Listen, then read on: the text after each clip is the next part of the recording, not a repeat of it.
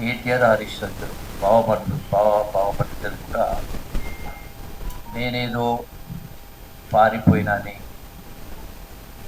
ఇది సిక్కు శరము ఏదో చీము రక్తముద్దాన కింద రాజీనామా చేయాలని అడుగు. నేను నా మాటకు కట్టుబడి ఉన్నా, ఇప్పుడు ఈరోజు కూడా. ఇప్పుడు ఏదో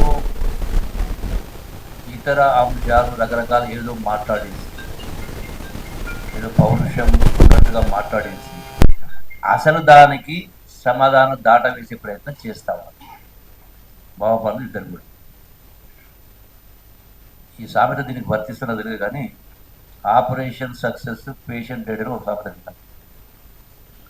వీళ్ళ ఆపరేషన్ ఏంటి అంటే ప్రెస్ భవన్ తెలంగాణ భవన్లో పెట్టేసి రాలేదు పారిపోయినని మాట్లాడి క్వశ్చన్ అది కాదు.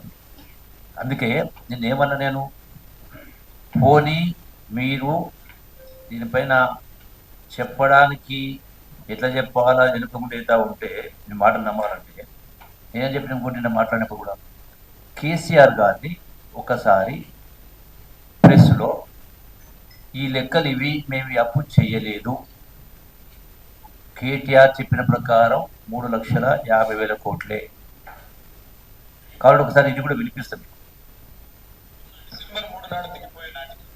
రాష్ట్రం మీద ఉన్న మేము తీసుకొచ్చిన నిధుల కూర్పు మొత్తం కలిపితే కేవలం 3,17,015 కోట్లు మాత్రమే. కేవలం 3,17,015 కోట్లు మాత్రమే. అధ్యక్ష, మేము చేసిన నికర 3,85,340 కోట్లు మాత్రమే. 3,85,340 కోట్లు మాత్రమే. మా 10 ఏళ్ల పాలనలో తెచ్చిన అప్పు 4,26,499 కోట్లు. 4,26,499 కోట్లు.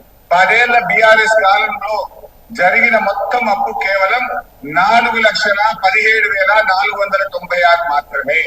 4,17,496 మాత్రమే.